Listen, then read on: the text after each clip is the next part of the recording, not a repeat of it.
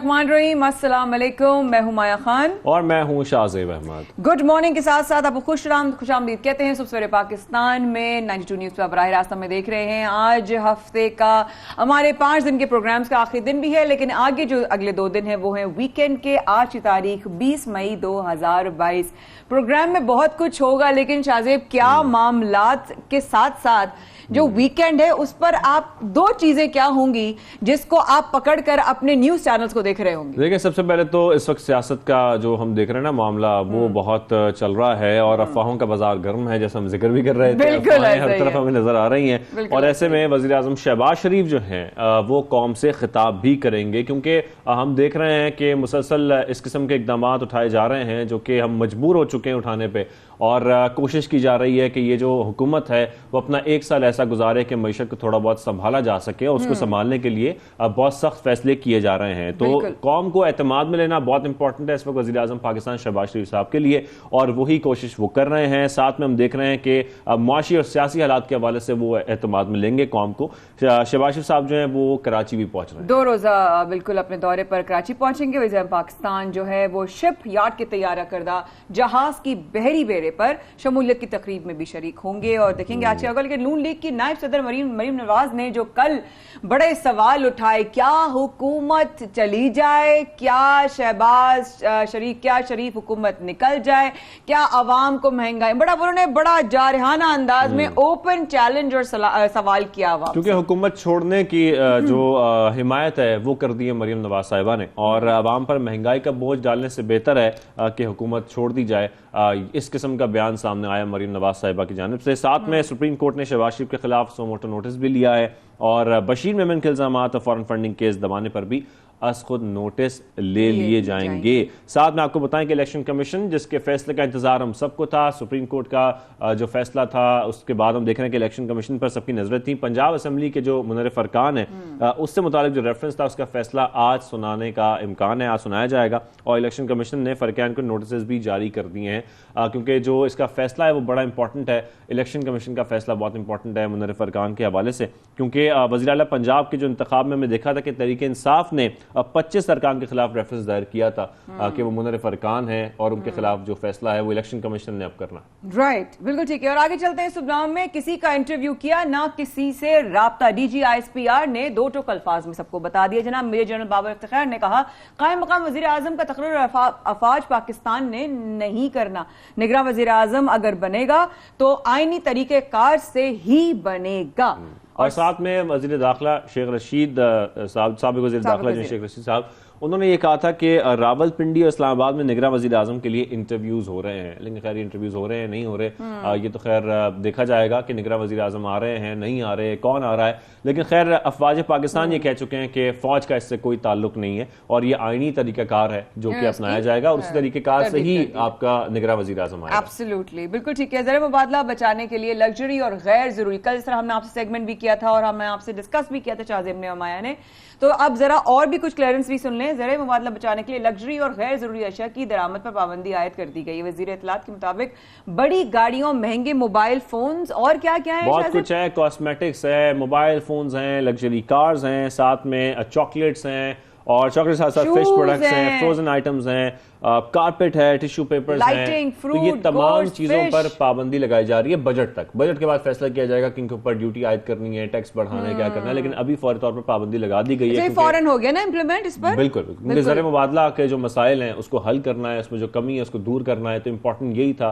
कि जो इम्पोर्ट है उसको कम से कम किया जाए, ताकि ये जो इम्पोर्टेंट आइटम्स जब कम होंगी तो हमारे मुल्क में जो डॉलर्स हैं वो डॉलर्स बढ़ेंगे, और डॉलर को रोकना बहुत जरूरी बात है। पे जैसे टाइल्स भी जो हैं वो बाथरूम के जो टाइल्स होते हैं, टिश्यू पेपर्स हैं, कारपेट है, सामान है या मेकअप है, जिनका आना होगा वो तो परेशान हो गए होंगे। पता है ये बड़ा इंपॉर्टेंट टाइम है इस वक्त उन तमाम इन्वेस्टर्स के लिए या एंटरप्रेन्योर्स के लिए जो कि बिजनेस करना चाहते हैं, वो अपनी लोकल आइटम्स मार्केट में लाना चाहते हैं, तो जब इंपोर्टेड आइटम्स नहीं अवेलेबल होंगी तो उनके लिए बहुत अच्छा चांस है कि वो अपना बिजनेस सेटअप कर सकते हैं, नई आइटम्स, नए प्रोडक्ट्स मार्केट में ला सकते हैं, और हो सकता है कि वो कामयाब भी हो जाए, क्योंकि जाहिर बात है जब डिमांड होगी और आपको प्रोडक्ट नहीं मिलेगा तो ये एक बड़ा अच्छा चांस होगा तमाम लोगों के लिए कि अगर वो प्रोडक्ट्स लॉन्च करना चाहते हैं तो बड़ा अच्छा टाइम है लॉन्च करना। IMF ने जनाब बड़ा कोई एक जबरदस्त ऑप्शन दिया है पाकिस्तान को। बिल्कुल, हुकूमत की जानिब से IMF को पैकेज की जो शराइत है और वो बड़ी सख्त शराइत हो सकती है, इस पर अमल दरामद की यकीन दहानी कराने का इम्कान है। और ये यकीन दहानी कराने के बाद लेकिन ये देखा जा रहा है कि जो पेट्रोल और जो बिजली की कीमतें हैं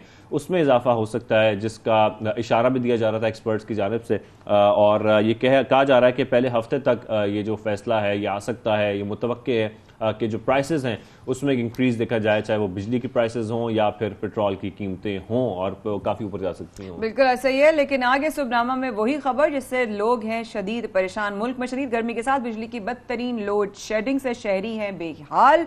दिन को चैन न रात को सुकून, अभी तो आया भी नहीं जून। तो जनाब जराए पावर डिवीजन के मुताबिक बिजली की शॉर्टफॉल जो है वो अब 5000 से तजावुज़ इख्तियार कर चुका है। अच्छा, हम जैसे कि आप बात कर रही हैं ना कि मुल्क में शदीद गर्मी भी चल रही है, तो बिल्कुल सही आप कह रही हैं कि ये जो शॉर्टफॉल है वो 5000 से भी बढ़ चुका है। और ये बढ़ने के बाद जाहिर बात है, पर हम देख भी रहे हैं घरों में लोड शेडिंग बहुत बढ़ती जा रही है। हर घर में, हर शहर में लोड शेडिंग हो रही है। शायद कोई मैसेज ही नहीं आता, कुछ पता ही नहीं होता, कोई नोटिस नहीं दिया जाता। अक्सर मकामात पर ट्रांसफार्मर्स खराब होने की शिकायत भी आ रही है। अब अगर उस वजह से भी है तब भी मेंटेनेंस नहीं है। शाहजेब वही कह रहे थे कि पता ही नहीं होता कब कहां चली जाती है, and there is no follow up as well. वजीर आला हमजा शहबाज ने पंजाब के अवाम के लिए बड़ा रिलीफ दे दिया है। बिल्कुल, आटे के थैले की कीमत क्या है, हमने कुछ दिनों पहले इस पर बात भी की थी और हम कोशिश भी कर रहे थे ये जानने की कि क्या वजूहात हैं कि आटे की कीमत मुसलसल बढ़ती जा रही है, लोगों के लिए मसाइल बढ़ गए हैं। तो ये एक बड़ा रिलीफ का ऐलान किया गया है अवाम के लिए वज़ीर आला पंजाब हमजा शहबाज साहब की जानिब से, और 10 किलो आटे का थैला 490 रुपए में देने का ऐलान किया गया है।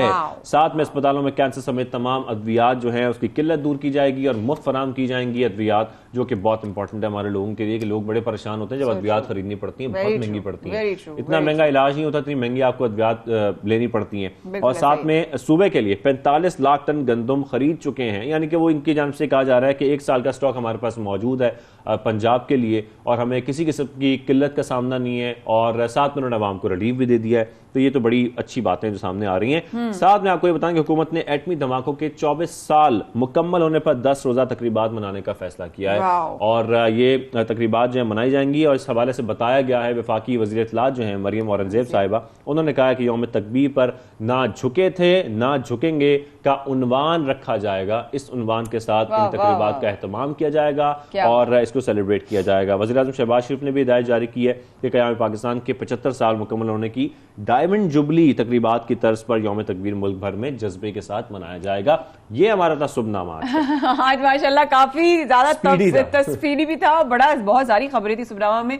लेकिन अब सुबनामा के बाद हम प्रॉपरली अपने प्रोग्राम का आगाज करते हैं। हमारा पहला सेगमेंट है जनाब सिंध के एग्जाम्स के हवाले से। हर साल दावे होते हैं, यकीन दहानियां कराई जाती हैं कि आइंदा बरस इंतजामात और बेहतर होंगे, लेकिन हालात फिर वही नजर आते हैं। और मैट्रिक के इम्तिहानात में हमने बहुत बदनज़मी देखी, शिकायत बढ़ती जा रही हैं, शिकायत सामने भी आ रही हैं बच्चों की जानिब से भी, वालिदैन की जानिब से भी। एक तो चीटिंग के मसाइल हमारे खत्म नहीं होने वाले कभी भी, और इस चीटिंग की वजह से जो है वो बच्चों का जो फ्यूचर है वो दाव पर लगता है। जाहिर बात है जब आपका सही सिस्टम नहीं होगा तो फिर आप कैसे ये जज करेंगे कौन सा बच्चा उसने कितनी मेहनत की, उसने कितनी मेहनत करने के बाद एग्जाम्स दिए, उसका क्या रिजल्ट निकल रहा है। और दूसरी जानिब जो इंतजामात है माया वो बड़े खराब होते हैं। बेचारे बच्चे, एक तो शदीद गर्मी है, ना पंखों का इंतजाम होता है, ना दीगर इंतजाम किए जाते हैं, वो परेशान बाहर गर्मी में खड़े होते हैं, अंदर जाते हैं वहां गर्मी होती है, ना पंखा होता है। ये बड़ी प्रॉब्लम है। बट ये चीज भी आई है कि इंतजामी मराकज का अमला भी कभी कभी नकल कराने में जो है वो मुलव्वस होता है, मसरूफ होता है। बहुत सारी चीजें हैं, नकल या ये कल्चर हमारी सोसाइटी के लिए कितना बड़ा नुकसान कर सकता है। वो चीज जो उनके बचपन से उनके सिस्टम में दाखिल हो जाती है वो आगे जाके वो पेपर के हद तक नहीं रहती, फिर वो उनकी लाइफ में इंप्लीमेंट करता है, वो किस तरह से रिफ्लेक्ट करता है ऑन अ बिगर कैनवस। इस बात पर बहुत भाई सवाल आज उठाने चाहिए ताकि कल को वो अपने आप में सवाल ना करें कि मैं ऐसा क्यों हूं। इसी पर बात करने के लिए हमें ज्वाइन किया है माहिर तालीम आमना सैयदी साहिबा ने। अस्सलाम वालेकुम जी, आदाब, कैसी हैं आप? अस्सलाम वालेकुम, गुड मॉर्निंग आमना जी, कैसी हैं आप? ठीक है जी, बिल्कुल, बहुत शुक्रिया कि आपने मुझे बुलाया। थैंक यू सो मच, आपने वक्त निकाला। ये तमाम चीजें आप सुन रही थी अभी, शाहजेब और मैं डिस्कस भी कर रहे थे। पहला सवाल करते करते आइंदा बरस इम्तिहानी जो निजाम है उसमें बेहतरी दावे किए जाते हैं कि हम बेहतरी लाएंगे, लेकिन बेहतरी आती नहीं है। क्या वजह है इसकी? देखिए, मेरे ख्याल में इसकी जो बुनियादी जो मसला है, जो जड़ है समझिए, वो है रोट लर्निंग। बच्चों को पूरी जो उनकी तालीम है, जो उनकी सरकारी किताबें हैं और जो इम्तिहान है, वो उनको रोट लर्निंग सिखाता है। वो रट के आते हैं बच्चे और इम्तिहान में जाके उगल देते हैं, और इम्तिहान के पर्चे भी ऐसे होते हैं। सबसे पहले हमें इम्तिहान में तब्दीली लानी है। ठीक है, ठीक है। और वो जो उनके पर्चे हैं, जो सवालात आते हैं, वो ये ना टेस्ट करें कि बच्चों की याददाश्त कैसी है, कितना वो रट सकते हैं। वो उनके सोच पे उनको टेस्ट करें, कॉन्सेप्ट्स पे। लेकिन मैम उसके लिए फिर पढ़ाई का तरीकेकार भी बदलना पड़ेगा। जी, फिर जी, जिस तरीके से उनको पढ़ाया जाता है, वो तो पढ़ाई इस तरीके से जाता है कि वो बेचारे मजबूर हो जाते हैं कि वो रट्टा मारते हैं और जाके एग्जाम दे देते हैं। इसका मतलब हमें पूरा एजुकेशन सिस्टम चेंज करना पड़ेगा। बिल्कुल, लेकिन देखिए अगर इम्तिहान चेंज करेंगे तो सिस्टम भी साथ चेंज होगा। Exactly, automatically. अगर स्कूलों को पता है, बच्चों को पता है कि इम्तिहान में उनको वही दोहराना है जो उनकी टेक्स्ट बुक में है, वो भी जो उनकी सरकारी टेक्स्ट बुक में है। 9वीं 10वीं में तो वो सारी सरकारी टेक्स्ट बुक पढ़ते हैं, प्राइवेट सेक्टर की पढ़ते भी नहीं है, क्योंकि उनको पता है कि इन्हीं पे इम्तिहान आएगा, इन्हीं किताबों पे आएगा। वो अच्छा वही सवाल सब बच्चों से, वही पर्चा सबके लिए होता है। पर्चे भी अलग अलग होने चाहिए। मतलब ये एक जो पर्चा है उसके कई वर्जन्स होने चाहिए, ताकि वो एक दूसरे से नकल ना करें, या अगर लीक हो जाए पर्चा, इतनी चीजें होती हैं, पर्चा लीक हो जाता है, लोग आके इम्पर्सनेट कर लेते हैं, या अच्छा, एक दूसरे से नकल उतारते हैं। मैम मैं आपसे सवाल करती हूँ, being a teacher, being somebody who knows, जिसका एक विजन होता है, एक वक्त होता है, एक एक्सपीरियंस आपका गुजरा है, जो ये बात तो सच है कि तालीमी इदारों में ऐसा अमला भी है जो बच्चों को चीटिंग करने में एक किरदार अदा करता है और करवा लेता है। आपको क्या लगता है बच्चों के लिए, उनके फ्यूचर के लिए, या जो करवा रहे हैं उनके खुद के लिए कितना खतरनाक हो सकता है? बहुत बेहद खतरनाक हो सकता है। देखिए बच्चा जो चीटिंग करता है वो अकेला नहीं करता, उसके चारों तरफ पूरा अमला एक है। असातिज़ा हैं, इन्विजिलेटर्स हैं, पेरेंट्स हैं, और पेपर जो इम्तिहान करते हैं, जो जहाँ से लीक होते हैं पर्चे, तो ये एक पूरा समझिए एक इकोसिस्टम बना हुआ है चीटिंग का। तो अच्छा। हमें ये पूरा, और यकीनन बच्चे पे, जो आज बच्चा चीटिंग करेगा जी। वो सारी उम्र समझिए कल को वो। मैं इस तरफ आ रहा था कि फिर हम जो देखते हैं कि हमारे चाहे वो गवर्नमेंट ऑफिसेज हों, दीगर इदारे हों, वहां पर जब यही बच्चे आगे जाकर काम करना शुरू होते हैं, प्रोफेशनल लाइफ में अपनी आती है, तो फिर वो करप्शन की तरफ भी जाते हैं। फिर जाहिर बात है जब उनके सारे मराहिल ऐसे गुजरे हैं, उनकी पर्सनालिटी का हिस्सा बन जाता है, चलो ना कोई नहीं यार ये कर ले, चलो कोई नहीं, वो उस वक्त तक शरारत नहीं लगती, फिर उस वक्त तक वो मासूम भी नहीं होती, फिर वो लेवल इतना इंक्रीज हो जाता है, इतना एडवांस वर्जन बन जाता है वो चीटिंग का, जो एक बीज होता है कि वो पूरा एक दरख्त बन जाता है। वो कहते हैं ना जंगली दरख्त को काटना चाहिए छोटे से में ही।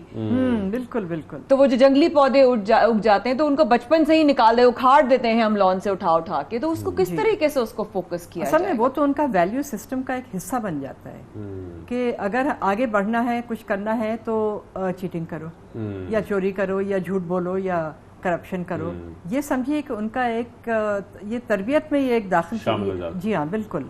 तो मैम ये बताइएगा फिर हमारी जो इस वक्त एजुकेशन सिस्टम है हमारा ओवरऑल पूरा, उसमें क्या तब्दीलियां इस वक्त हंगामी बुनियादों पर करनी चाहिए, मैं तो यही कहूंगा, ताकि ये जो हमारा ओवरऑल एजुकेशन सिस्टम है इसमें बेहतरी आए। लोग अभी भी कोशिश करते हैं कि निजी स्कूलों में दाखिल कराया जाए क्योंकि गवर्नमेंट स्कूल इस काबिल नहीं है, लोग ये कहते हैं, वालिदैन ये कहते हैं कि हम बेहतर तालीम के लिए बच्चों को दाखिल कराते हैं निजी स्कूलों में। आप समझती हैं कि गवर्नमेंट लेवल पर जो हमारे गवर्नमेंट स्कूल्स हैं उसका एजुकेशन सिस्टम ठीक करने की बहुत जरूरत है इस वक्त? बेहद, वो तो समझिए कोलैप्स कर गया है गवर्नमेंट लेवल पे। और देखिए एक वजह यह है text book boards. Text book boards जो किताबें शाये करते हैं वो बिल्कुल ही सब स्टैंडर्ड होती हैं, और गवर्नमेंट स्कूल्स पे समझिए लाजिम है कि ये वही किताबें इस्तेमाल करेंगे और उन्हीं किताबों पे इम्तिहान बेस होगा। सबसे बड़ी मेरे ख्याल में खामी हमारे सिस्टम में ये है, हमें इसको ओपन कर देना चाहिए। प्राइवेट पब्लिशर्स, मतलब ये मैथ्स में 10 किताबें होनी चाहिए, ठीक है, वो बच्चा कोई भी स्कूल कोई भी सिलेक्ट कर ले, तो फिर वो इम्तिहान जो वो करेंगे वो किताब पे बेस नहीं करेंगे, बल्कि करिकुलम पे बेस करेंगे। जो हमारा जो नेशनल करिकुलम है, सिंगल नेशनल करिकुलम तो अब सब लगता है ख़त्म हो गया है, लेकिन जो हमारा नेशनल करिकुलम है उस पर इम्तिहान बेस करना चाहिए। वो इम्तिहान के सवाल करते हैं किताब से, तो इससे तो और आसानी हो जाती है चीटिंग। मतलब ये समझिए कि उसको हवा दे रहा है, ये जो आग लग रही है। अमना जी, अब अगर हम चीटिंग के पहलू से बात करें, आपकी नज़र में क्या ऐसा कदम उठाना चाहिए जिस पर फौरी तौर से इस पर असरअंदाज करे कि बच्चों का जो चीटिंग का जो एक अमल है ना उस पर रुकावट आए, उनको अभी से रोका जाए, अभी से खत्म किया जाए? चले खत्म तो स्लो प्रोसेस में होगा, लेकिन क्या पहला प्रोसेस है, स्टेप है टुवर्ड्स द प्रोसेस? जहन तो एक्सेप्ट करें, सबसे पहले एक्सेप्टेंस बड़ी जरूरी है कि जी हाँ ये गलत तो हो रहा है, क्योंकि बच्चे छोटे अरे शरारत होती है, अरे चीटिंग कर लेंगे, अरे तुम क्या करोगे, अच्छा चलो मैं तुमसे यूं मांग लूंगा, तो वो कभी कभी शरारत भी लगती है। लेकिन क्या ये शरारत अभी से नहीं रोकनी चाहिए और किस तरह रोकनी चाहिए? 100% बिल्कुल अभी से रोकनी चाहिए। देखिए उसके कई वो हैं पहलू हैं, वजूहात जी, और कई हल हैं। पहला तो जैसे मैंने कहा कि रोट लर्निंग बंद करें, ठीक है, इम्तिहान जो बेस करें करिकुलम पे करें, किताबों पे ना करें, और मुख्तलिफ पर्चे हों, एक पर्चा ना हो एक इम्तिहान का, कॉन्सेप्ट से बेस करें, जो सवाल हैं उनकी अपनी क्रिटिकल थिंकिंग को, और जो उनके मार्क्स दें वो ओरिजिनलिटी और क्रिटिकल थिंकिंग पे दें। अभी ये है कि बच्चा अगर वही जो किताब में लिखा है अगर वही रिप्रोड्यूस करे तो उनको मार्क्स मिल जाते हैं। अगर अपनी वो कोई सोच डाले तो वो कहते हैं ये तो करिकुलम से बाहर है या स्कोप से बाहर है। पूरा इम्तिहान का सिस्टम चेंज करना है। विजुलेशन जो इन्विजिलेटर्स हैं वो उस पर निगाह रखनी है, क्वालिटी कंट्रोल करनी है, CCTV लगाना चाहिए हर जगह, और इस किस्म के सिक्योरिटी की तो उनको करने पड़ेंगे। और अब तो टेक्नोलॉजी का इस्तेमाल हो सकता है, अब तो आप जो पेपर्स हैं उसके लिए बाकायदा तौर पर कंप्यूटर्स का इस्तेमाल कर सकते हैं ताकि कोई चीटिंग हो ही ना सके। इवन कैमरास लग सकते हैं, सब कुछ होता है, लेकिन वही बात है अगर आपकी नीयत होगी तब आप ये तमाम स्टेप्स लेंगे। Thank you very much. Technology की वजह से और आसान हो गया है, और आसान हो उससे भी सख्ती करनी है कि आप अपने मोबाइल फोन्स लेके, बच्चे सुनाए मोबाइल फोन्स लेके अंदर जा रहे हैं। दूसरी बात यह है कि हमारे जो ये क्यों करते हैं चीटिंग, इस फुटेज में चल भी रहा है, दाखिला हो जाए, मोबाइल अच्छे कॉलेज में दाखिला हो जाए, यूनिवर्सिटी में दाखिला हो जाए, बिल्कुल ऐसा ही। वो इतना ज्यादा कंपटीशन है यूनिवर्सिटीज में क्योंकि वो कम है, और हमें ये हाई एजुकेशन की तालीम, इवन फिर मैम बात फिर वहां तक भी जाती है कि यूनिवर्सिटी तक भी, कि यूनिवर्सिटी में फिर जो आपका क्राइटेरिया है एडमिशन का वो सिर्फ इस बुनियाद पर ना हो कि आपके मार्क्स कितने हैं, उसमें आपका बाकायदा तौर पर टेस्ट लिया जा सकता है एडमिशन के लिए, ताकि फिर आपके जो एडमिशंस हैं वो मेरिट पर हो, और तमाम बच्चों के पेपर्स हों, उसमें टेस्ट पेपर्स हों, ताकि ये पता लग सके कौन सा बच्चा जो है वो इस काबिल है कि उसको। Thank you ma'am, thank you for taking our time, God bless you, thank you. और बहुत कुछ आपसे बात करके जरा क्लियर हुआ, आई एम श्योर पेरेंट्स को भी ख्याल होगा। लेकिन जाते जाते एक बात कि 2019 में मुफ्ती तकी उस्मानी साहब ने फतवा दिया कि जब मुल्क को मुश्किलात दरपेश हों और लोग मुनाफा कमाने की गर्ज से डॉलर की जखीरा अंदोजी करें तो वो सख्त गुनाह है। इस पर और बहुत सारी बात होगी। वक्फे के बाद शाजी फरमाया कर रहे हैं आपका इंतजार सबसे पहले पाकिस्तान में छोटे से वक्फे का वक्त।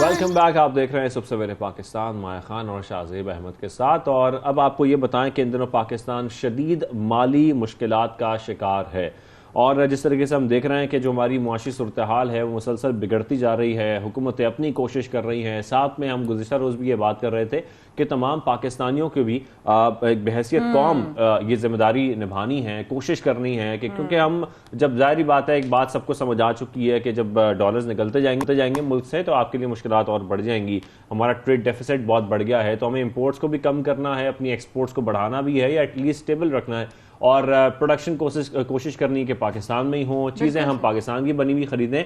लेकिन सारे मामले में जब हम देख रहे हैं माया कि डॉलर मुसलसल ऊपर जाता जा रहा है, तो ऐसे में क्या होता है? ऐसे में क्या होता है, लोग इसको जो है जखीरा करना शुरू हो जाते हैं। जब इस जखीरा करते हैं, कल आपने याद है आपने सवाल किया भी था कि ऐसे वक्तों में लोग डॉलर्स रख लेते हैं कि जी बाद में हम सेल करेंगे। तो जब मुल्क को नुकसान हो तो उस वक्त क्या दीनी पहलू से भी ये बात सही है कि नहीं? तो जिस तरह वक्फे पे जाने से पहले मैंने एक बात कही थी तकी उस्मानी साहब के हवाले से, मुफ्ती साहब के हवाले से, उन्होंने कहा था 2019 में उन्होंने ये जो है फतवा दिया था कि जब मुल्क को मुश्किलात दरपेश हों और उस वक्त में अपने मुनाफे के गर्ज से लोग डॉलर की जखीरा अंदोजी करें तो ये सख्त गुनाह है।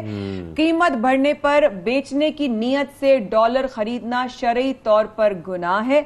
इसी मामले पर हमारे साथ हमें आज हमारे प्रोग्राम में शामिल हुए हैं, हमने हमारे साथ गेस्ट भी हैं, उनसे हम बात भी करते हैं। शेखुल हदीस प्रिंसिपल जामिया अजवेरिया दरबार अल्लामा बदरुज़्ज़मान शेख साहब हमारे साथ मौजूद हैं। अल्लामा साहब आपको खुशामदीद कहेंगे सबसे पहले पाकिस्तान में। अस्सलाम वालेकुम, उम्मीद है आप खैरियत से होंगे, ठीक ठाक होंगे। अल्लामा साहब, दीन इस्लाम ज़ख़ीरा अंदोज़ी से मुताल्लिक़ क्या कहता है, ज़रा रहनुमाई फरमाइएगा प्लीज़। रहमान रहीम, पहले तो मैं ये अर्ज़ करना चाहूँगा कि दीन को अगर हम कंसाइज़ करें एक जुमले के अंदर, रिसालत इमाम अलैहिस्सलाम से पूछा गया कि दीन क्या है, तो आपने कहा दीन नसीहतुन, कि दीन पूरा का पूरा खैर का नाम है, भलाई का नाम है, खैर ख़ाही का नाम है।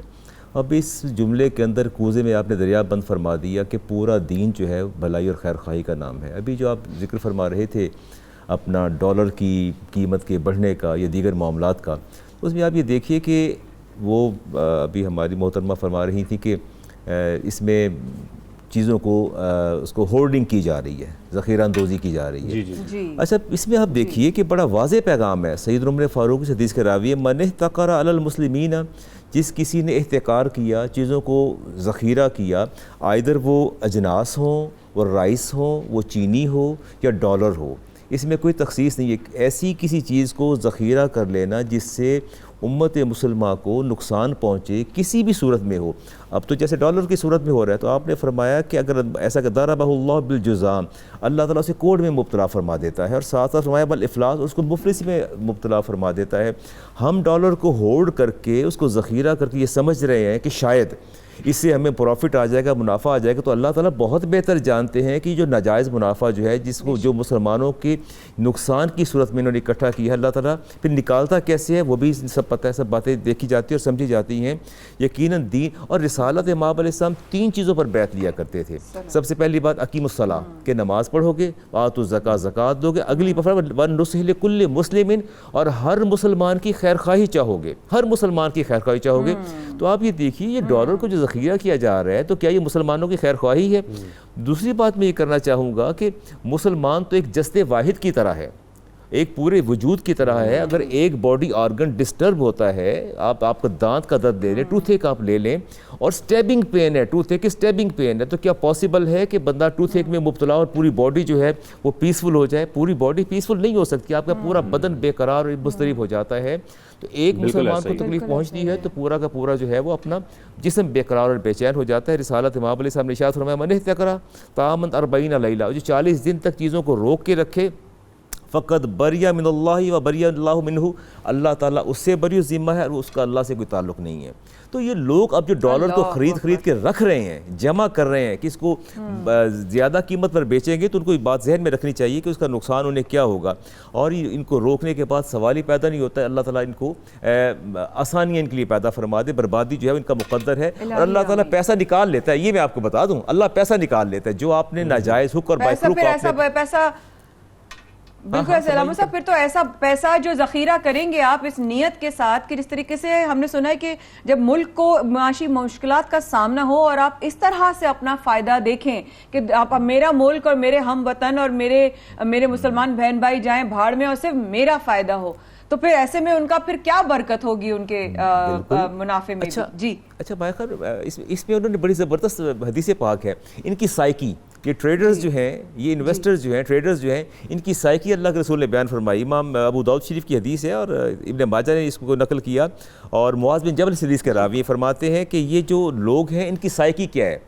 जैसे अभी आपने फरमाया कि डॉलर को ख़रीद कर रख रहे हैं ताकि बाद में महंगा बेचेंगे, फरमाया कि ये ऐसे लोग बेसल अब्दु, बदतरीन लोग हैं, the worst people in the world, बदतरीन लोग ये बेसल अब्दु अल मुहतकिर, ये ज़ख़ीरा अंदोज़ी करने वाले, इसको जमा करने वाले, डॉलर को या अजनास को बदतरीन लोग हैं। इन सामिया बेरक़्सिन साअहू, जब इन्हें पता चलता है कीमतें डाउन हो गई हैं, प्राइसेस कम हो गई हैं, तो इन पर घड़ों पानी पड़ जाता है और ये परेशान और मुस्तरिब और बेचैन हो जाते हैं और इनको बुरा महसूस होता है। वन सामिया बेग़लाइन फ़ारिहा, और जब पता लगे कि रेट बढ़ गया है, चढ़ गया है, तो इन खुशियों से शादियाने बजाते फिरते हैं, फिर इनकी खुशी का ठिकाना नहीं होता कि ये कितना अच्छा हो गया, गया तो फरमाया अल्लाह की मखलूक में ये बदतरीन लोग हैं और बदतरीन जो है सज़ा के मुस्तहिक हैं ये लोग। तो इनकी नेचर ऐसी है, साइकी तो इनकी ऐसी है। हमेशा आप देख लीजिए अगर फ्यूल की कीमत बढ़ने की खबर जब मिलती है तो क्या होता है, पेट्रोल पंप वाले फ्यूल रोक लेते हैं, तो ये हाँ ज़ख़ीरा कर लेते हैं और ताकि महंगे दामों बेचेंगे। तो फरमाया अल्लाह की मखलूक में ये बदतरीन लोग हैं और जहन्नम इनका ठिकाना है। और इन्हें अच्छा अगली मैं बात जो करना चाहूँगा वो बड़ी ज़बरदस्त बात है, इब्न माजा की रिवायत है। आपने फरमाया कि बेहतरीन ताजर कौन है, बेहतरीन लोग कौन है, अल जालिब मरज़ूकुन, जो सारा माल उठा के मार्केट के अंदर ले आए, सारा माल उठा के, अगर डॉलर इन्होंने सेव कर रखा है, बचा रखा है, इन्हें चाहिए डॉलर बाहर निकालें और मार्केट के अंदर लाएं, उसकी मसनूई और जो आर्टिफिशियल शॉर्टेज को ख़त्म करें। ये सबसे पहले आर्टिफिशियल शॉर्टेज पैदा करते हैं, उसके बाद फिर उसको महंगे दामों बेचते हैं और बर्बादी का सबब बनते हैं। फरमाया कि ये लोग और ये अलामा साहब सिर्फ डॉलर्स में नहीं, इवन हम आटे में यही देखते हैं, आटे में देखें, चीनी में देखें, राइस में देखें, जाती है हर जगह राइस में, आप सही फरमा रहे हैं, बाद में उसको महंगे दामों बेचा जाता है। अलामा साहब ऐसे में फिर इस वक्त जब हम देखें कि मुल्क के माशी हालात इस किस्म के हों और जब पता हो कि ऐसी बातें भी हो रही हों कि मुल्क दिवालिया होने के चांसेस भी हैं, इम्कानात भी हैं, तो फिर जो पाकिस्तानी हैं या जो अवाम है उनकी क्या जिम्मेदारी बनती है आपके ख्याल में, शरई तौर पर भी और इखलाकी तौर पर भी, कि ऐसे में वो हुकूमत की मदद भी करें और साथ में अपनी जिम्मेदारी भी निभाएं?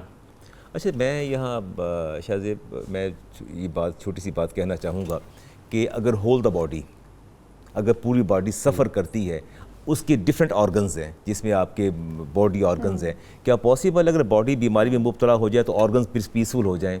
हम लोग ऑर्गन्स हैं, हम सोसाइटी के ऑर्गन्स हैं और पूरा मुल्क हमारे एक जिस्म जैसे वाहिद की खातिर है। अगर पूरा जिस्म जो है अगर उसको ख़तरा लाहक होता है तो ऑर्गन्स कहाँ महफूज रहेंगे? हम ये समझते हैं कि शायद हम बच जाएंगे और मुल्क दिवाली हो जाएगा, बैंकरप्ट हो जाएगा, ऐसा नहीं है, ऐसा नहीं है। ये बर्बादी उस वहाँ से उठ के हमारी दहलीज पर आएगी और हमारे घरों तक भी आएगी और हमें इसकी कीमत चुकाना है, इस दुनिया में भी चुकाना है और आखिरत में भी चुकाना है। ये एक बुनियादी सी बात है। और मैं ये आप जैसे आपने फरमाया कि एक कॉमन मैन को या ट्रेडर्स को या इन लोगों को क्या, आम आदमी को क्या करना चाहिए, तो रिसालत वाब ने सामने फरमाया, बुज़ुर्ग गफ़ारी आपके साथ थे, आपने फरमाया कि बुज़ुर्ग गफ़ारी ये ओहद पहाड़ है आपके सामने है, अगर अल्लाह मुझे सोने का बना दे, मेरे हवाले कर दे तो शायद 3 दिन भी ना गुजरे मैं इधर इधर उधर उधर हर जगह इसको अल्लाह की राह में तकसीम कर दूँ। और फरमाया कि तकसीम करने के बाद मैं मखलूक खुदा का भला करूँ। कसरत माल वाले रोज़े मैशर जो है कलील सवाब वाले होंगे, जिनके पास कसरत माल है, इसी की तो ख़त्म करना है। अल्लाह ताला ने जो फ़िलासफ़ी बयान की अपने माल दौलत की, तो ये फ़िलासफ़ी बयान की अल्लाह तबारक व तआला ने कि ये माल जो एक हाथों में न रहे बल्कि इसको फैलना, इर्तिकाज़ हो, इक्तनाज़ हो, एहतिकार हो, तीनों से अल्लाह ताला ने मना फरमाया है। अब मेरी और आपकी ये जिम्मेदारी है कि हमारे पास डॉलर मौजूद है तो हम उसको सेव ना करें बल्कि मार्केट के अंदर ले आएं ताकि लोगों को एक जो आर्टिफिशियल शॉर्टेज है वो खत्म हो जाए। हम सबकी ये जिम्मेदारी है अपने मुल्क के लिए और पाकिस्तान को बचाने के लिए। अल्लामा बदरुज़्ज़मान शेख साहब बहुत शुक्रिया, आपने हमारी रहनुमाई फरमाई, हमारी नाज़रीन की रहनुमाई फरमाई। थैंक यू वेरी मच, आपने साहब बहुत बहुत आई ओपनिंग सेशन, जज़ाकल्लाह खैरन कसीरा, बहुत ज़बरदस्त सेशन, आई ओपनिंग। इंशाल्लाह फिर आपसे वक्त लेंगे। यहाँ पर प्रोग्राम में छोटे से वक्फे का वक्त हुआ है, please do stay with us.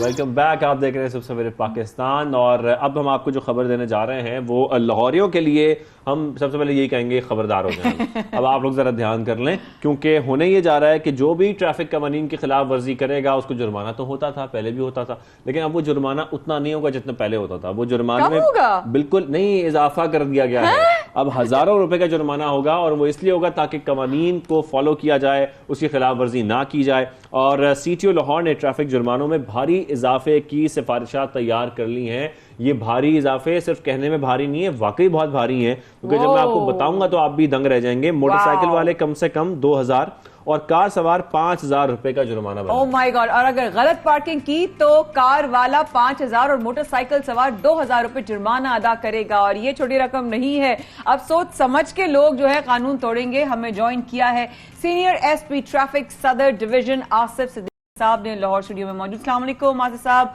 बहुत शुक्रिया आपने हमें प्रोग्राम में शामिल किया। बहुत बड़ा कदम उठाए जा रहे हैं, शाहजेब ने भी मुझे बड़ा हैरान कर दिया ये खबर सुनाकर।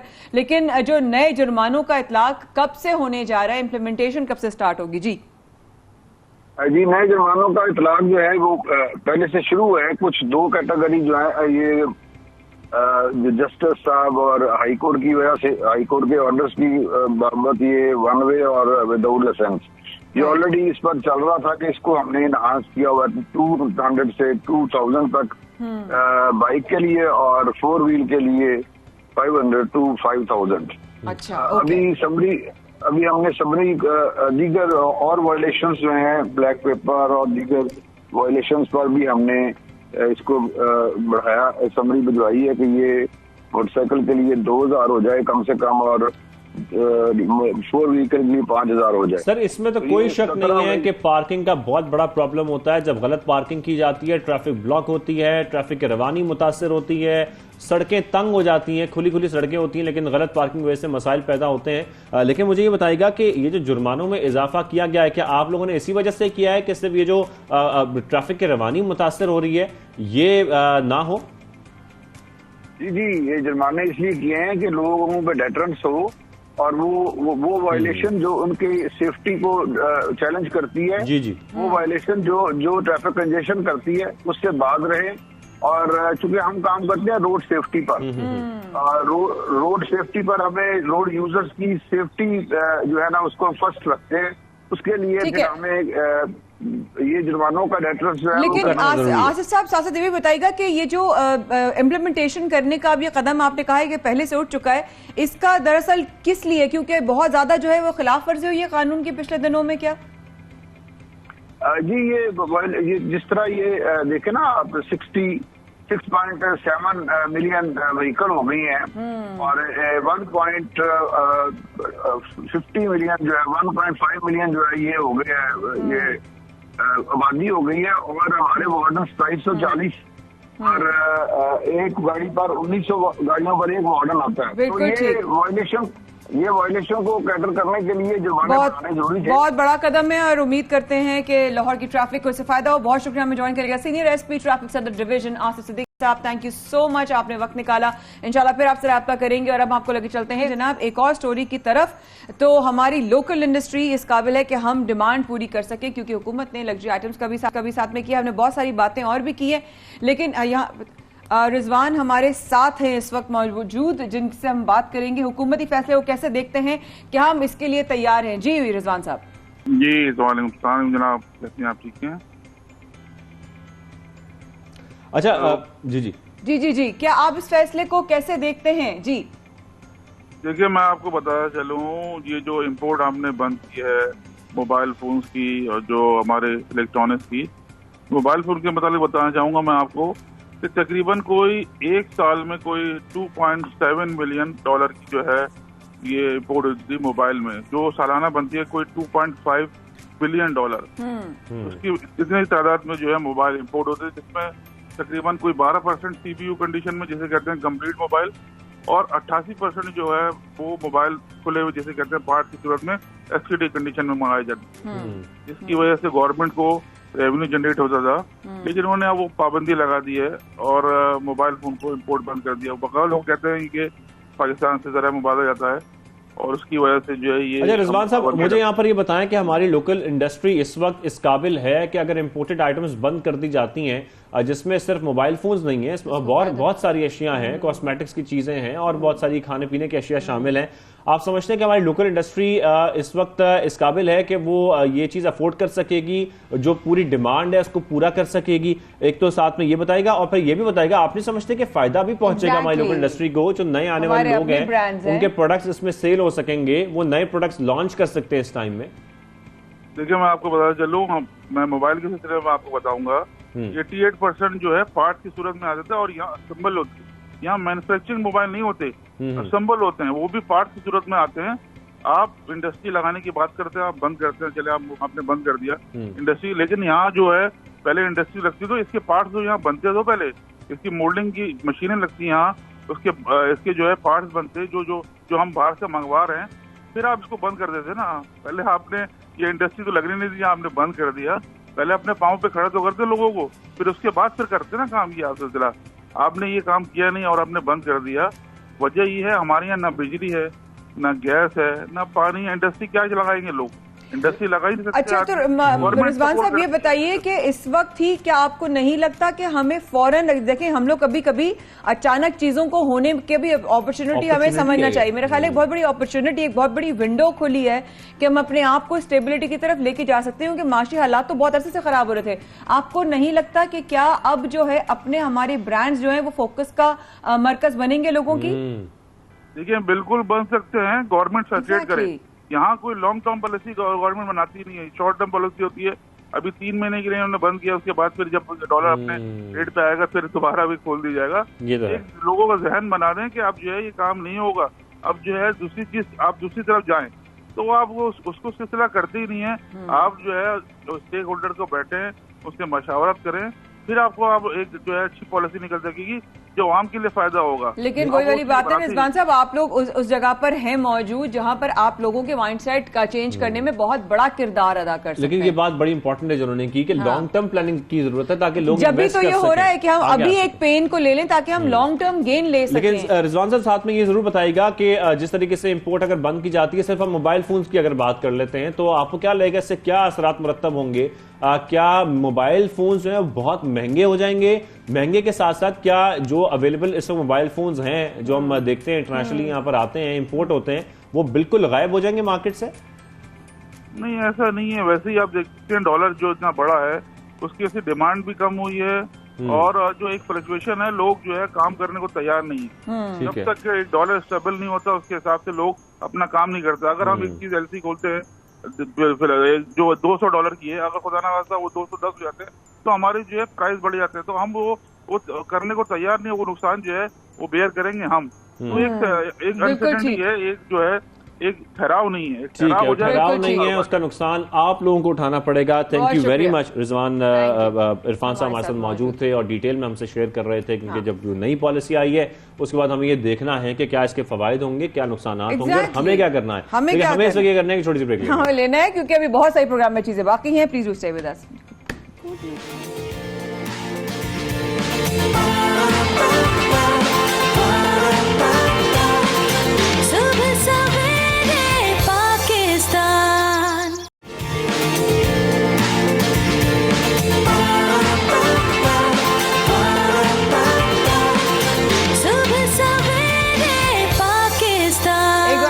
का बहुत शुक्रिया। वक्फे के बाद हम आपको बहुत ही दिलचस्प खबर देने वाले हैं, और शाहजेब क्या खबर है वो? बिल्कुल, कदीम तरीन तहजीब व सकाफत की अमीन और कैलाशी कबीले का सालाना जो त्यौहार होता है, वहाँ पर हमने देखा कि उसको इंतहाई शानदार तरीके से सेलिब्रेट किया गया। वहाँ से पाकिस्तान भर से क्या दुनिया भर से लोग आते हैं और वहाँ की जो खूबसूरती है, खूबसूरत वादी है, वो भी देखते हैं, उसकी सैर भी करते हैं, साथ फेस्टिवल भी इंजॉय करते हैं। तो वहीं पर बाइकर्स का ग्रुप भी पहुंचा और बाइकर्स ग्रुप के जो सरबराह थे फेस्टिवल के, उन्होंने खूब सराहा भी, और जो हमारे टीम के मेंबर हैं उनसे बातचीत भी की। साथ में पाकिस्तान की मेहमान नवाजी के हवाले से भी उन्होंने बहुत तारीफ की। आपको पता है बाइकर्स कहाँ से आए थे? मलेशिया से आए थे, और उन्होंने बेसिकली पाकिस्तान को एक्सप्लोर करने का सोचा, और पूरे बाइकर्स का ये गैंग था जिन्होंने ये सैर करते करते वो कैलाश पहुंच गए और वहां के मनाजिर दिखाए। हमारे गैंग मेंबर हैं अब्दुल्ला साहब, अब्दुल्ला ने इनसे बातचीत की। अब्दुल्ला जावेद तो दिखाते हैं आपको कि हमारी टीम ने मलेशियन बाइकर्स के साथ कैसे, उनका क्या फीडबैक है और कैसे सैर की। आइए देखते हैं। में हम मौजूद हैं और इस वक्त हमारे साथ मौजूद हैं मलेशियन बाइकर्स। कैलाश का फेस्टिवल तो जारी है, लेकिन ये एक बड़ी एडवेंचरस टूर है मलेशियन बाइकर्स का। 25 मेंबर्स। अस्सलाम वालेकुम। वालेकुम अस्सलाम। How are you? Alhamdulillah. How's your experience here? It's a wonderful country, Pakistan. So we love. This is my second time here, and then I think we fall in love with Pakistan. Okay, so what you enjoyed most? Food, traveling, what? We enjoyed it So far. So very nice, very experienced. I got a good food and good friend here, and the view is very beautiful here. Have you tried Pakistani biryani? Yes, every day we eat biryani here. Very nice. Okay, and what else you like in food? Biryani, Keema. dal, naan. Karachi के ख्वाबों की, पाकिस्तान के ख्वाबों की तारीफ सिर्फ पाकिस्तान के अंदर ही नहीं मौजूद, बल्कि मलेशिया से आए बाइकर्स भी उसको एंजॉय कर रहे हैं, और उनसे बात करते हैं और उनका एक्सपीरियंस जानते हैं। अस्सलाम वालेकुम। वालेकुम सलाम। How are you sir?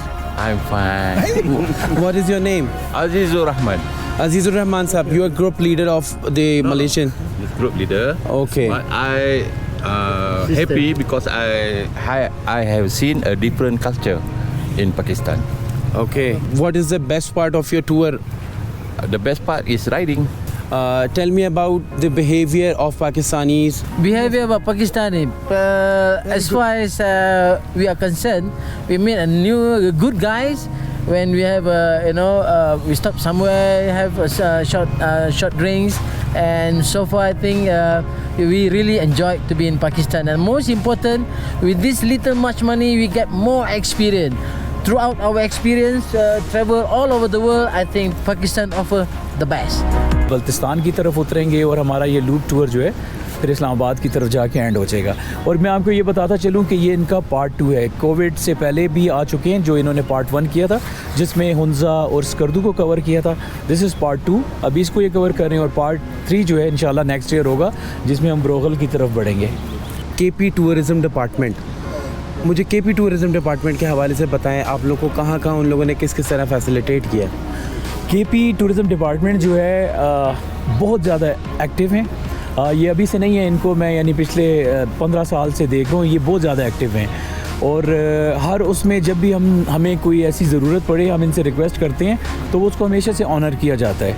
तो अभी भी यही हुआ जब इनसे हमने रिक्वेस्ट की कि हमें हमारा ये एक ग्रुप आ रहा है और KP टूरिज़्म इसको ऑन बोर्ड ले ले, जिसकी वजह से मेरे ख्याल से उनके थ्रू ये मैसेज और तेज़ी में फैलेगा, मीडिया में आएगा, प्रिंट मीडिया, सोशल मीडिया। और तो वो अल्हम्दुलिल्लाह ऑन बोर्ड आए और ना सिर्फ इनको प्रोटोकॉल दिया जा रहा है, जिस एरियाज़ में हम जा रहे हैं काफ़ी अच्छे तरीके से प्रोटोकॉल दिया जा रहा है KP टूरिज़्म की तरफ से, और एक बहुत अच्छा मैसेज जा रहा है हमारे मुल्क से बाहर।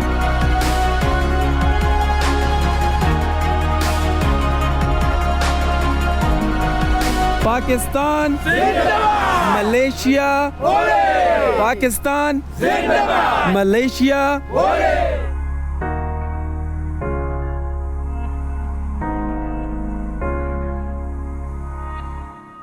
मेंटल हेल्थ पर आज हम बात करेंगे। ज़हनी बीमारी में मुब्तला जो शख्स और उसके साथ जुड़े लोग कई चीज़ों का सामना करते हैं, और उस हवाले से हम आपके साथ बहुत सारी वीडियोस भी शेयर करते हैं। तस्कीन फाउंडेशन का हमेशा जिक्र आता है। बाज़ औक़ात ऐसा लगता है कि ज़िंदगी इंतहाई मुश्किल हो गई है, लेकिन उस मुश्किल से निकला जा सकता है। बहुत सारे रास्ते जो अपनाए जा सकते हैं, जो तब्दीली है, ज़हनी बीमारी से छुटकारा है, वो मिल सकता है।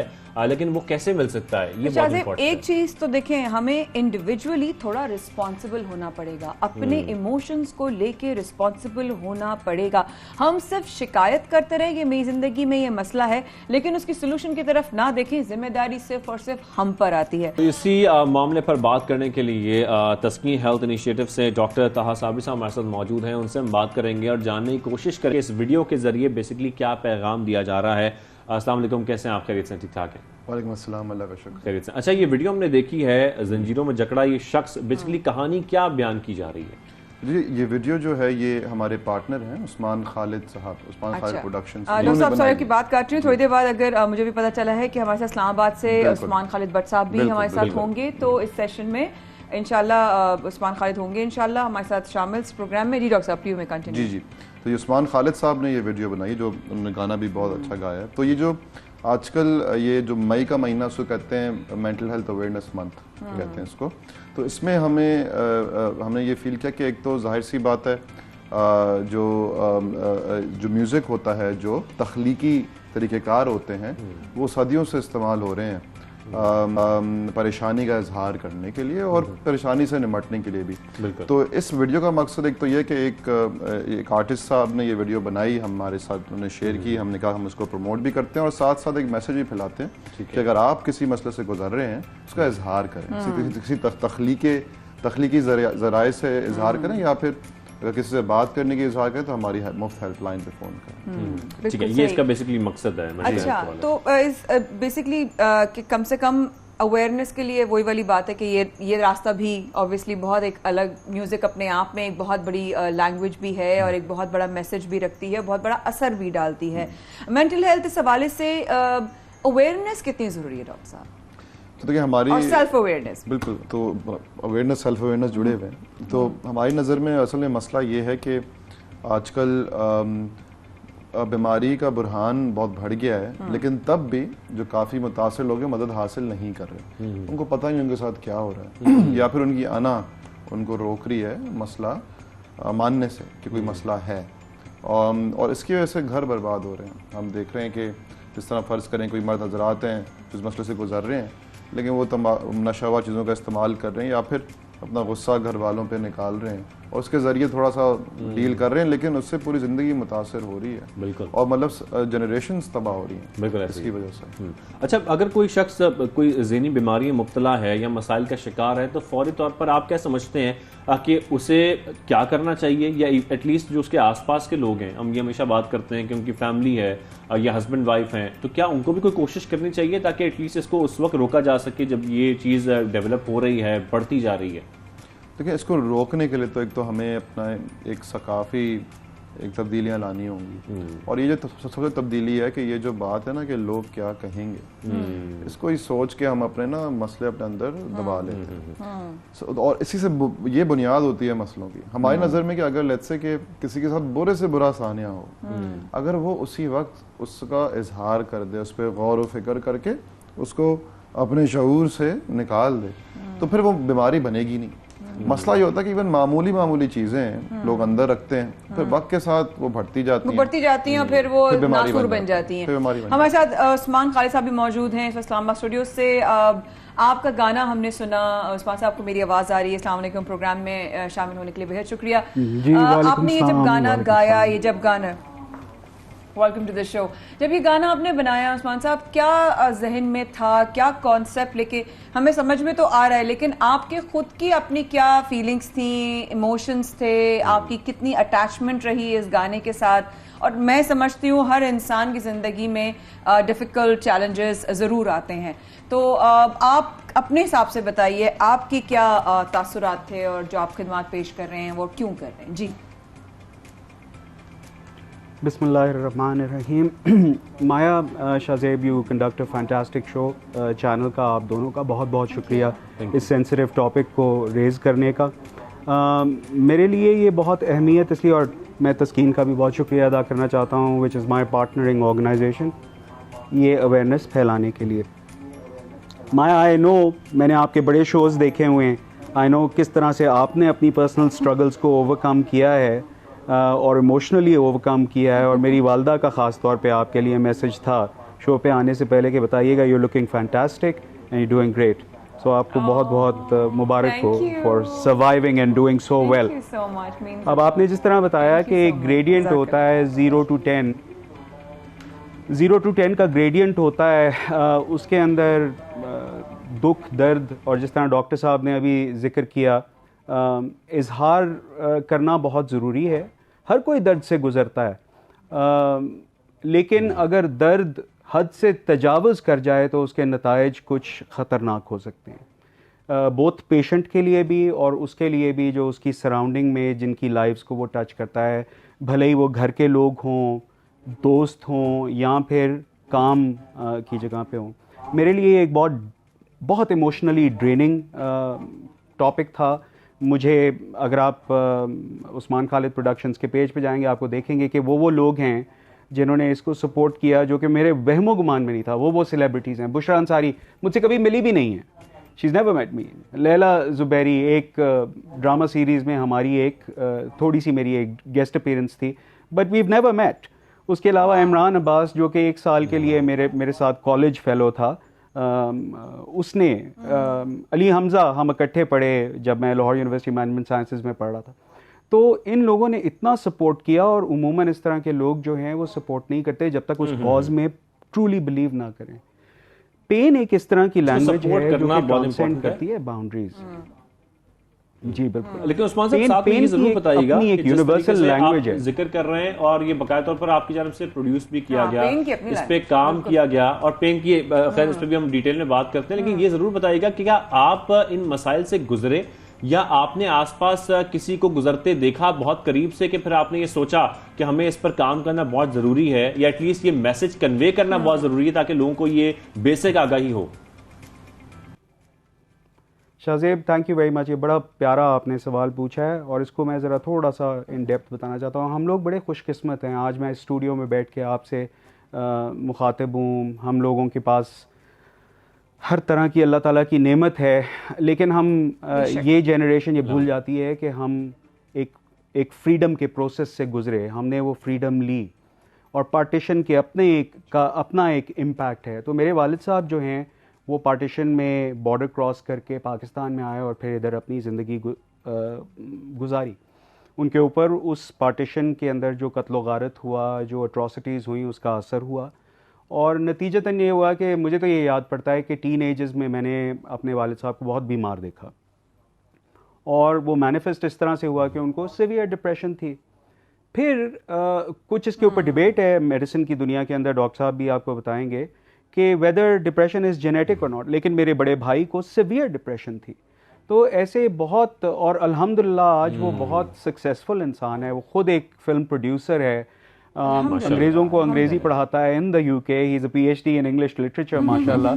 तो you know there is a story of survival, we can not give up. Pakistanis, मैं ख़ास तौर पे पाकिस्तानियों की बात करना चाहता हूँ, हम पे ज़लज़ले आए, हम पे आफात आई, किस तरह की नहीं आई। यू नो हम तो छोटी छोटी चीज़ों के बारे में बात करते हैं कि परेशान हूँ मैं, काम पे मेरे बॉस ने मुझे बड़ा झाड़ दिया आज, यू नो, या बेगम के साथ मेरी नहीं बन रही है।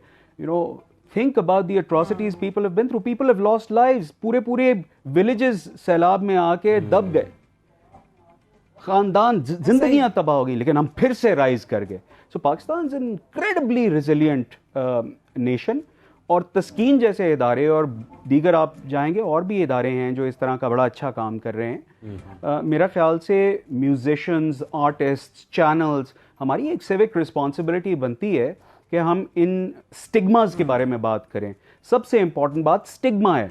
और माया आपसे बेहतर कौन जानता होगा, एक खातून होने के नाते, लेट्स टेक एन एग्जांपल, अगर आपके ऊपर ये एक लेबल लग जाए कि जी आप बाइपोलर डिप्रेसिव हैं और खुदा ना खास्ता पता चल जाए आपके रिश्ते के वक्त आपके जिधर रिश्ता होने वाला है, तो उसके रेपरकशंस हमारे कल्चरल कॉन्टेक्स्ट में क्या होते हैं आप बेहतर जानते हैं। बहुत ज्यादा काम पे, अगर मेरे काम पे किसी को और ये निशानदेही बहुत जरूरी है, ये अवेयरनेस बहुत इंपॉर्टेंट। और जिस तरीके से आप बता भी रहे थे, खैर हम चाहते हैं कि बहुत सारे सवाल और भी ना तस्कीन से हमारा दिल भरता है और ना आज उस्मान आपसे बात करने का बहुत दिल चाह रहा था। बट प्लीज डू से सलाम टू योर अम्मा from me and thank you so much for being part of the show. Doctor साहब आप हमेशा आते रहे हैं, but Tasqeen well done, great job, we are super proud. Thank you so much guys for taking our time. बहुत बहुत apologies, इस वक्फे के बाद हमारे साथ रहिएगा।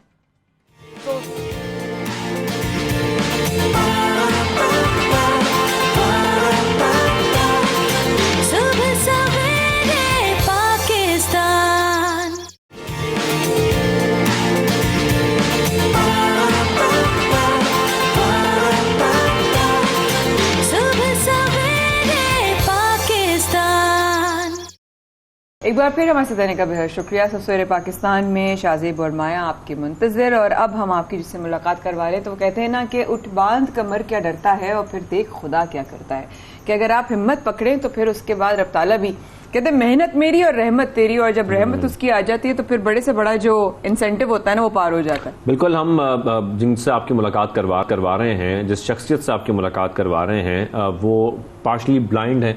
क्या प्रॉब्लम्स उनको आई, कितने उनके लिए मुश्किल था ये काम करना, क्योंकि वो एक मैकेनिक भी हैं, वो साथ साथ तालीम हासिल भी कर रहे हैं। कराची के एक मसरूफ़ तरीन इलाके लियाकताबाद में उनकी मैकेनिक शॉप है, जहाँ पर वो अपने वालिद के साथ हाथ बटाते हैं, काम करते हैं। इवन जो वहाँ पर लोग आते हैं, कस्टमर्स आते हैं, उनकी जितनी भी व्हीकल्स हैं, मोटरसाइकिल हैं या दीगर व्हीकल्स हैं, उसको ठीक करते हैं और बाकायदा तौर पर प्रोफेशनली ये काम कर रहे हैं। तो ये इनके लिए कितनी मुश्किलात हैं, या ये जो प्रॉब्लम है इनकी पार्शली ब्लाइंड की, ये कैसे हुई, यही हम उनसे बात करके जानेंगे। हमारे साथ वक्त शो में हमें ज्वाइन किया अब्दुल वहाब ने, और अब्दुल वहाब हमें ज्वाइन कर चुके हैं। अस्सलाम वालेकुम, कैसे हैं आप? ठीक ठाक हैं? अच्छा अब्दुल वहाब, सबसे पहले तो मुझे ये बताइएगा कि ये आप कब से मैकेनिक का काम कर रहे हैं? 2011 से काम कर, तो 11 से काम कर रहे हैं, आपको 12 तकरीबन साल हो चुके हैं अब तक। तो अभी तक सबसे पहले तो मुझे बताइएगा क्या परेशानियां आई, ये आपकी जो ब्लाइंडनेस का प्रॉब्लम हुआ या पार्शली ब्लाइंड हो गए, आपको दिखाई कम देता, ये इशू हुआ कब था और कैसे हुआ था? 2014 में ये इशू हुआ था, इम्तिहान दे रहा था स्कूल के ना, तो उसमें मेरी आंख का पर्दा फट गया था। पैदाइशी मेरे कमज़ोर थे पर्दे, वो आंख का पर्दा फट गया। अच्छा, तो जब आपने ये काम जो है कहीं से सीखा या आपको किसी ने सिखाया या कोई करता था घर में? जी, मेरे वालिद साहब की शॉप थी मुश्ताक आर्ट उसके नाम से ना, गुर्जर कहाँ नाले पर? गुर्जर नाले पे। अच्छा, फिर वो शॉप आपने संभाली? क्या हुआ? जी, अब्बू भी साथ ही होते हैं, बड़ा भाई भी था, बड़ा भाई तो चला गया अभी सऊदी अरब। अभी अच्छा। मैं और अब्बू होते हैं और छोटा भाई भी होता है, कजन भी होता है। वही शॉप है जो आप लोगों के पास पहले थी? नहीं, वो दुकान खाली हो गई है, मालिक मकान ने खाली करवा दी है दुकान। अभी फुटपाथ पे बैठे हैं। क्यों खाली करा? फुटपाथ पे बैठे हुए थे? जी, ओहो, उन्होंने सेल आउट कर दी है दुकान। ओह, तो आप लोगों का इतना नहीं था कि आप लोग कोई और दुकान किराए पे ले सकते? नहीं, 35-40,000 का रेंट था दुकानों का, तो अभी हम इतना अफोर्ड नहीं कर सकते। अच्छा, तो जब आपने बनाना शुरू की, मैकेनिक का काम करना शुरू किया, सबसे पहले काम आपने क्या सीखा? बाइक का, मोटरसाइकिल का करते हैं या मैकेनिक का काम? जी, मोटरसाइकिल मैकेनिक का काम करते हैं। बस वही है ना, बत्तख के बच्चों को कोई तैरना नहीं सिखाता। सही बात है, सही बात है, बिल्कुल। तो कितना नजर आता है? अभी कुछ भी ना होने के बराबर है, कुछ नजर नहीं। तो कैसे करते, कैसे आप काम कैसे करते हैं साहब? अंदाजा है बस। लेकिन अंदाजे के लिए भी कुछ तो आपने ज़ाहिर सीखा होगा ना, तो आपको कैसे पता लगता है क्या चीज़ कहाँ लगेगी? मेरी रिहाइश वहीं की है, पैदाइश भी वहीं की है, तो मेरे सब चीज़ों का अंदाजा है वहाँ पे। अच्छा, तो आप अंदाजे से ही बाइक ठीक कर लेते हैं और दीगर जो आपको चीज़ आती है ठीक कर लेते हैं? जी। अच्छा, तो कभी ग्राहक वगैरह आते हैं, कभी कोई ऐसा वाकया जो कभी किसी ने देखा हो और वो उन्होंने कहा हो कि नहीं भाई आपको तो नजर नहीं आता, आपसे हम मोटरसाइकिल क्यों ठीक कराएं? कस्टमर को पता ही नहीं लगता, मुझे नजर नहीं आता। कसम अच्छा, से? वाह, वाकई? जी। थोड़ा सा हमारे साथ आप शेयर करेंगे कि आप जाहिर बात है एक प्रॉब्लम तो है, लेकिन उस प्रॉब्लम के बावजूद आपकी हिम्मत है कि आप इस काम को जारी रख रहे हैं और डेली बेसिस पे जाते भी हैं, अपने वालिद साहब का जो है वो हाथ भी बटा रहे हैं। जी। लेकिन जो प्रॉब्लम्स आती हैं, जाहिर है आपके लिए सीखना तो मुश्किल है ना, क्योंकि एक इंसान को अगर दिखाई ना दे रही हो कोई चीज़, और क्योंकि हम बाइक्स में देखते हैं बड़ी बारीक चीज़ें होती हैं, छोटी छोटी तारें होती हैं, सब कुछ होता है, तो आप कैसे मैनेज करते हैं? हाथ लगा के चेक करते हैं, क्या करते हैं? और वायरिंग का कोई होता है ना, बच्चे को साथ खड़ा कर लेना, वायरिंग पूरी वायरिंग करना जानता हूँ मैं ये। और बाकी बाइक का काम जो है ना, बस बंदा सीख जाता है, आगे बढ़ता रहेगा तो सीखता रहेगा। तो जो पहचान जाते हैं या जिनको पता चल जाता है कि आपको दिखाई नहीं देता, उनका रवैया कैसे होता है आपके साथ? कुछ भी नहीं कहता, वो सुकून से बैठ जाता, बोलता आराम से कर लो, बोले मसला नहीं। सराहते हैं, हिम्मत और हौसला अफजाई करते हैं? जी। कभी कोई ऐसे ग्राहक मिले जिन्होंने कहा कि भाई वाह तुमने तो मतलब कमाल कर दिया, या ऐसा कोई बात किसी ने की कभी? अप्रिशिएट करते हैं, बोलते हैं बस हिम्मत नहीं हारो, अल्लाह पाक तुम्हें तरक्की देता है। अच्छा, आप अब्दुल वहाब तालीम भी हासिल कर रहे हैं साथ साथ, हमने ये सुना है, कहाँ तक तालीम हासिल की और अभी क्या कर रहे हैं? 9 के पेपर दे रहा हूँ अभी। माशाल्लाह, अच्छा, वेरी नाइस, वेरी नाइस। और कहाँ से पढ़ाई कर रहे हैं आप? ये प्राइवेट दे रहा हूँ, जनरल ग्रुप। अच्छा, जनरल ग्रुप। अच्छा, प्राइवेट कर रहे हैं। तो क्या करने का इरादा है मुस्तकबिल में? आपने ये भी सोचा है? क्योंकि जिस तरीके से आपके वालिदैन हैं वो तो बड़े खुश होते होंगे आपको देख के, क्या कहते हैं वो? जब वालिदैन का ही सपोर्ट और बहन भाइयों का सपोर्ट है। बाकी बहन भाई तो मेरे सब पढ़े लिखे हैं, और बाकी वालिद साहब भी पढ़े लिखे हैं मेरे। अच्छा, सिर्फ आप ही की नजर कमजोर है या बहन भाइयों में से और भी? छोटे भाई की नजर कमजोर है, वो थोड़ा महंगा होता है, बस उसको ग्लासेस लगा हुआ है। अच्छा, लेकिन उसको दिखाई देता है अल्हम्दुलिल्लाह। आपकी 14 साल की उम्र के बाद हुआ, उससे पहले आपको साफ दिखाई देता था सब? जी, ग्लासेस लगा हुआ था नजर का। अच्छा, नजर की ग्लास लगे, लेकिन उसके बाद आपको फिर वो भी नहीं रहा। नहीं। क्या करना चाहते हैं आगे? आप क्या इरादे हैं? मैकेनिक के काम में आगे बस बढ़ना है।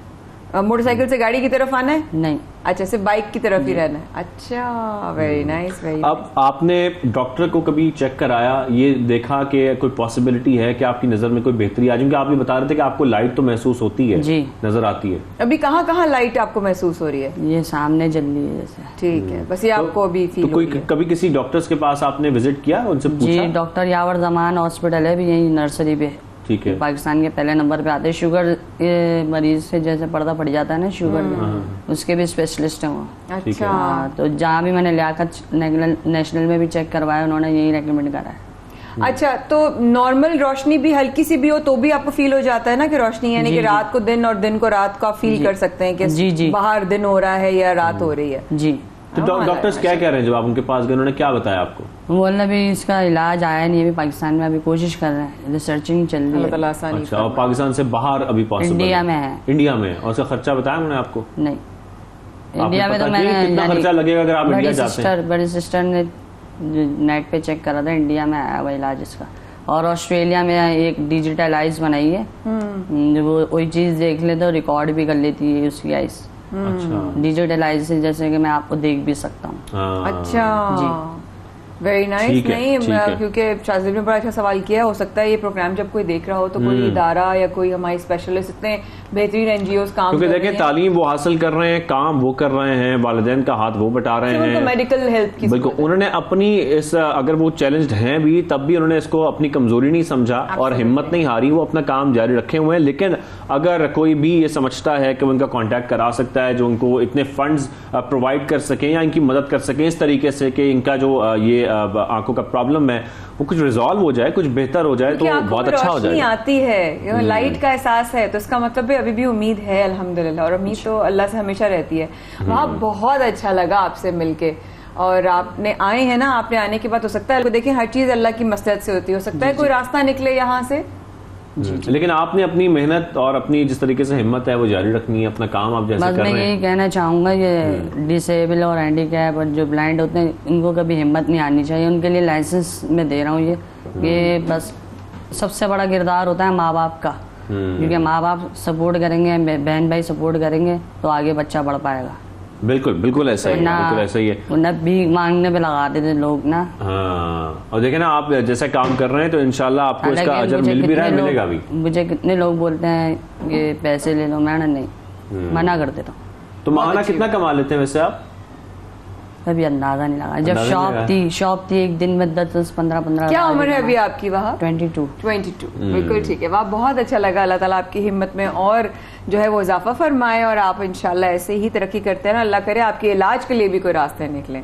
बहुत शुक्रिया प्रोग्राम में आने। अब बात होगी इस खत की, नहीं एक और खत की। ये एक ऐसा खत है जो मिला है दीवारों के अंदर से, और उसके साथ जुड़ी हुई थी एक गुड़िया। यहाँ गोल चक्कर अमेरिका में एक ऐसा घर पुरस्कार गुड़िया का खत मिलने पर बहुत ज्यादा ये खबर वायरल हुई। इसने मालिक को फौरन अपना घर छोड़ने का मशवरा दिया था। उस खत के अंदर इस खत में दावा किया गया है जनाब कि घर के साबका मालिकान को मैंने कत्ल कर दिया था। ये गुड़िया कह रही है उस खत में। जॉनथन ल्यूज घर में काम करा रहा था तो एक अचानक से एक उसको तार नजर आया। जब तार को बाहर निकालने लगा दीवार से तो साथ में जुड़ी हुई एक पुरानी गुड़िया भी उसको मिली। इस खत को देखकर उसके होश उड़ गए। गुड़िया लकड़ी की एक छोटी कुर्सी पर बैठी थी और इससे पीले रंग के उनके ऊनी बाल थे।